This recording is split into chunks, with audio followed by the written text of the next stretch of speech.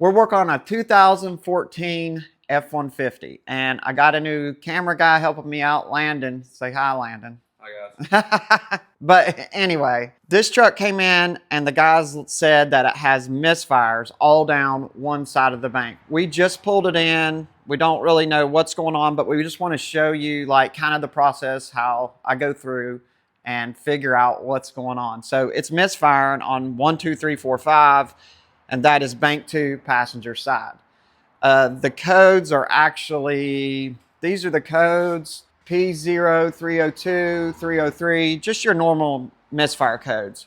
The first thing I like to do is hook up a scan tool and we'll see what we got, see where it's misfiring. But before we do that, we will start it up and I will show you guys. I'm kind of worried about compression, so I want to show you a little trick. So on some cars, you can hold the gas pedal all the way down and crank it and you can get a compression. You want to hear an even cadence. So I got the gas pedal all the way down, and that might not work on this one.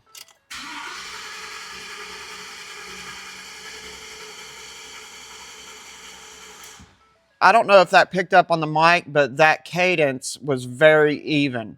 So if you have a cylinder that's like low compression, you'll hear like a na na na na na na na na na na na, like it won't have that even cadence. So the compression sounds good. So let's hook up a scan tool. Ah! Landon, did you have my scan tool from me? Oh yeah, I hit it around the corner. I'm gonna pull it up to where I can get in the door a little better. Anytime you do any troubleshooting, you want to hook a battery charger up to your battery because you wanna leave the key on for a long time. Just any charger will be fine, as long as it's at least, I'd say 15, 20 amps. And make sure you hook it to red goes to positive. I'm sure you guys can figure that out. Landon, do you know what's wrong with this truck? Ain't got no gas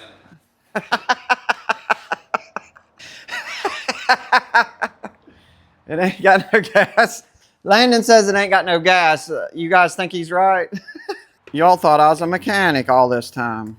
Can't even hook up a battery charger. All right, now that we're charging at 15 amps, and I'll leave the key on. I'm putting this on so the hood don't come down and smash me on the head. This is like these are struts and this will like clamp in there and it'll keep you from cracking your head. These are really nice to get. I got it off Amazon. So if you look here, we'll go to Ford, okay. If it's misfiring down one side of the bank, that's very odd. I haven't confirmed that yet, so that's what we're doing right now.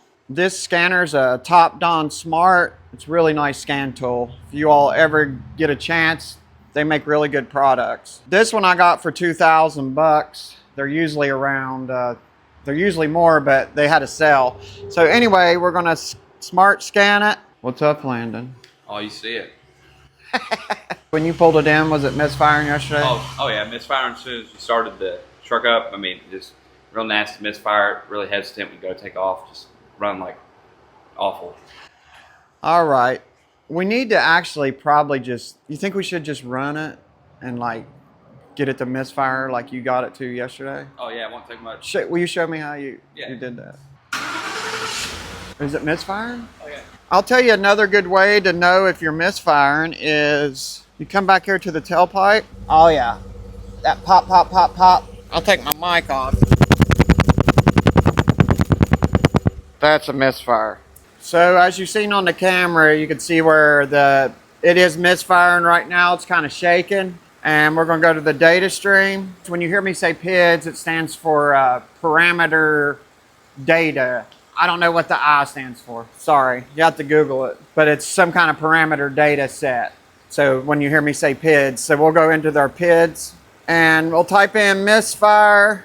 It just says yes. We know that already. Sorry, we have fun doing this. Yeah, you was right, Landon. It has gas. Are you making fun of me? I'm looking for a misfire where it'll show the numbers of how many misfires. Okay, as you can see, we're misfiring on cylinder 1. There's 21 misfires.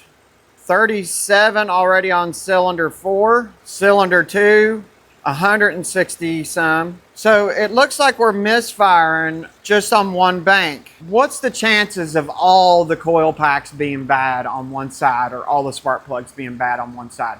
Already in this video, we've ruled out compression because you heard that even cadence when I cranked it. So what I'm gonna do now is they have something called VVT on these, and I wanna see if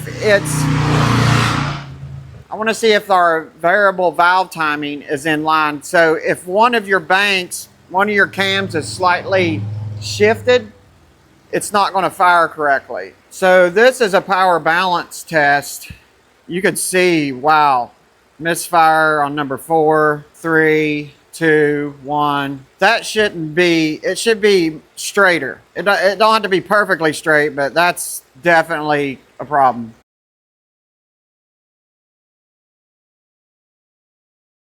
It's not out right now, but I think maybe I need to clear the codes before this will start reading, because sometimes it will just shut the cams down. Because what we're seeing, it's saying desired minus actual. We're going to clear the codes and try this again, because sometimes the data PIDs will not work unless the codes are cleared. Let's try this again. I'm going to start it up. I cleared the codes. Let's see if sometimes they won't read. Sometimes the computer will see there's a problem and it will not use the VVT. But that's not enough. 0.25 degrees. A car generally has to be out about 6 degrees before it really starts causing a problem. So I don't know exactly what's going on at this moment.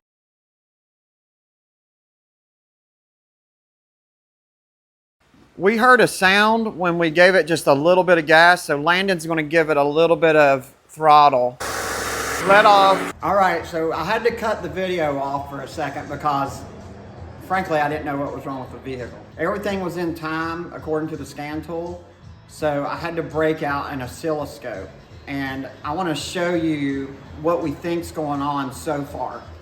We think the cap may be slightly clogged. So if you look at this screen right here, this is at 5 PSI on the exhaust push, and it really shouldn't be over, what it say? 2 PSI. 2 PSI. So 3 PSI. So what we're going to do is we're going to compare the bank that's giving us trouble to the bank that's working good. And we're going to, because I saved it on the computer, we're going to compare the sides, and then we're going to make a call. All right, so we have proof now. We cranked it and got a cranking compression on the other side on bank 1, and let me show you. We have, this is the old one, the one on bank 2 that's giving us trouble. So we only got like 1 PSI on the exhaust stroke.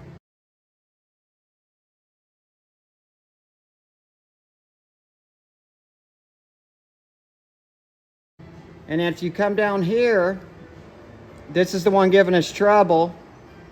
We have almost 5 PSI. That means there's a restriction in the exhaust. So the converter is clogged on this truck. So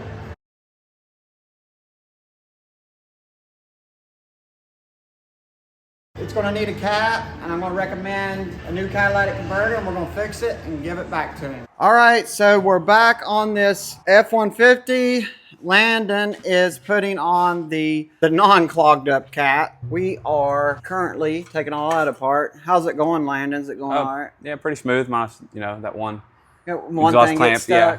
But yeah, we're about ready to start getting her knocked out. But just to show you all, look at the box it came in, like a huge box. So it's not just a little cat, it's the whole Y pipe. It was like over $500 at O'Reilly's. So here it is right here. Unfortunately, it was this whole piece. The only things I'm worried about is sometimes these aren't bent just right, and I'm hoping it'll fit well. So we'll just have to see. But I just wanted to bring you all along, show you a few clips. We're gonna get her fixed. All right, so service information wants us to take off this mount. So we're just gonna, and the cross member. So it's just a couple bolts. Just take these out, these 3, and I think there's something holding the heat shield on. Just to get this out of the way, make sure you support the transmission with the jack, and that way it'll give you much more room to install this Y pipe.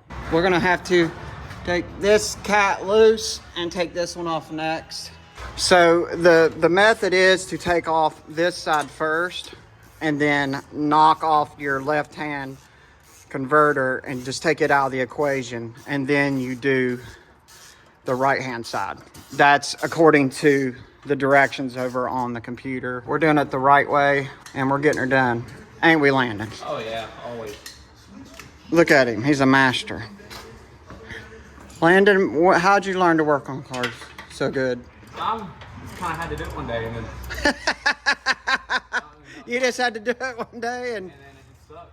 I mean, with something, you're good at it. that's right.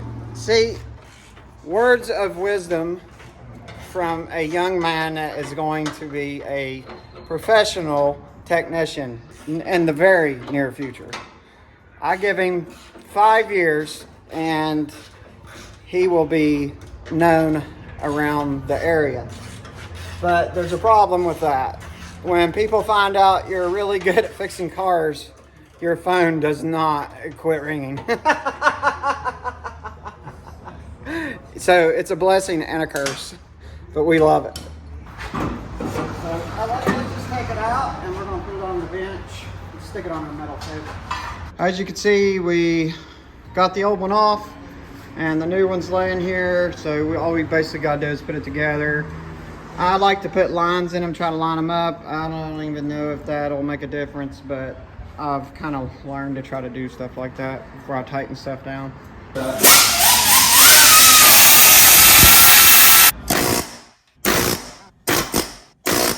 can, I don't know. Try to pull it through it, maybe, and then. Yeah.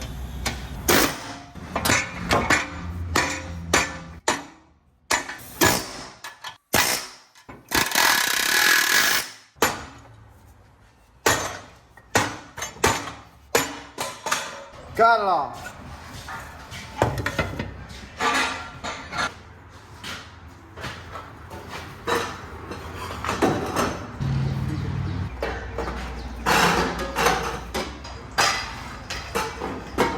Okay, we finally got to the end of the video. We're gonna start it up and see if if we fixed it. Go for it. Clear it out. Nothing, is it? It's fixed. Is it misfiring at all? We're smooth? Snap it a few times.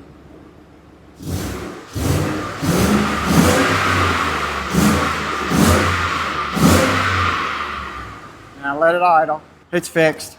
Are you proud of yourself? Oh yeah, but it's normal when I hear John's Auto Repair.